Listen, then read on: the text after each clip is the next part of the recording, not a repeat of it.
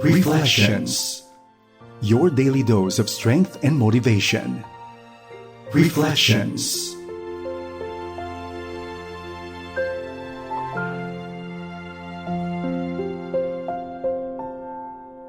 Isang mapagpalang araw sa iyo, kaibigan. Ako po ang inyong kaagapay, si Ruthel Ramadizon. Bumabati sa inyo ng isang mapagpalang araw at sana po kayo ay nasa mabuting kalagayan saan mang panig kayo ng mundo nakikinig. Kumusta po kayo? Kami po'y nagagalak tuwing nakakarinig kami ng update mula sa inyo, prayer request, kung paano po ang ating mga programa ay nakatulong sa inyo. So keep them coming, because we truly appreciate each one of you and we thank the Lord every time for you. Samahan niyo po ako sa ating pagbubulay-bulay sa James chapter 5 verse 8. You too must be patient. Take courage, for the coming of the Lord is near. James chapter 5 verse 8. Kayo po ba'y napunta na sa isang napakagandang lugar na napakaraming puno, na maraming bunga?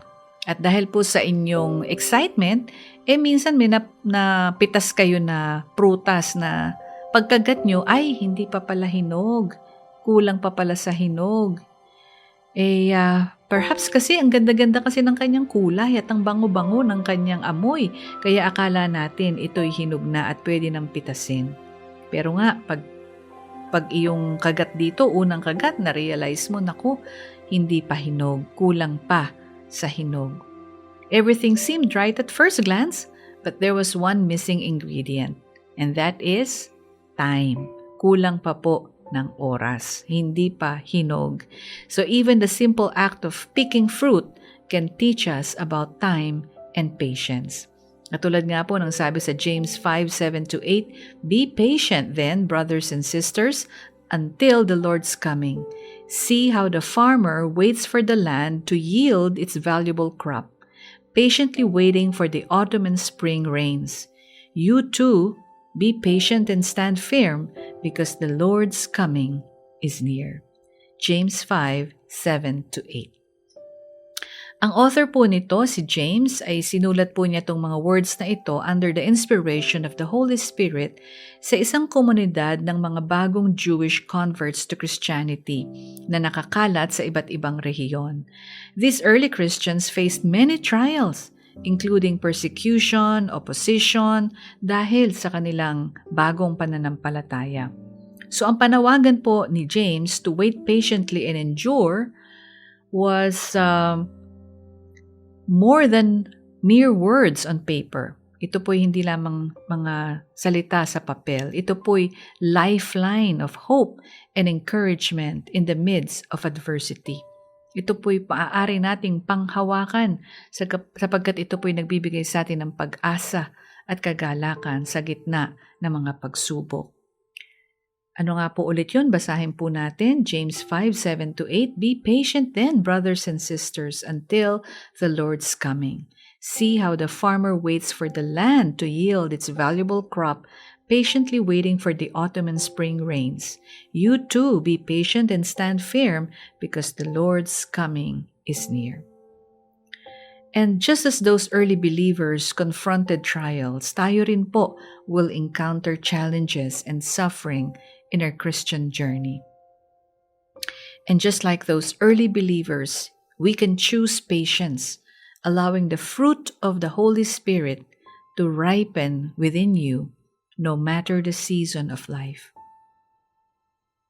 Minsan po, mayroong mga hilaw pang bunga ang banal na Espiritu sa atin. Mayroong papahinog na. Pero ito po lahat ay working ng Holy Spirit sa ating buhay. And we should allow the Holy Spirit to move freely in our life, in our spirit, so that kahit anuman pong pagdaanan natin, alam natin at tayo tumatayo sa katotohanan na ito ay may layunin sa ating mga buhay at ang Panginoon ay pinapahinog ang bunga ng Espiritu sa atin. Love, joy, peace, kindness, patience. Yan po, let's allow the fruit of the Holy Spirit to ripen within you, anuman po ang ating kinakaharap sa ating buhay. And when we do, Ang ating pong karakter will mature, our faith will deepen, and our relationship with God will become sweeter than we can ever imagine. Patience always bears the fruit of perseverance and strength, even today, and even for you, even for me. Kapatid, ikaw ba'y naiinip na sa mga pangyayari sa buhay mo, nangyayari sa paligid mo, at ninanais mo na bumalik na ang Panginoon? Hindi po kayo nag-iisa. So while we are waiting, let's live today like Jesus is coming back tomorrow, because one day, He will. James 5:8, you too must be patient, take courage, for the coming of the Lord is near.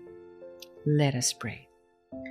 Father God, thank you because you are the perfect example of patience and grace. Thank you, Lord, for being patient with me. I know that there are specific areas of my life where I need to develop more of your fruit in me, more patience. And I surrender these areas to you, Father God, and I'm asking for your help. Fill me with hope and wisdom to trust you, especially during challenging times. In Jesus' name we pray. Amen.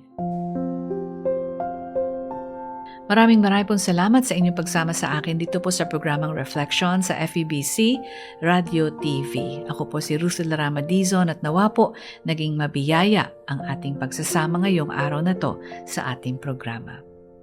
Hanggang sa susunod po, pagpalain po tayong lahat ng ating Panginoong may kapal. Reflections. Your daily dose of strength and motivation. Reflections.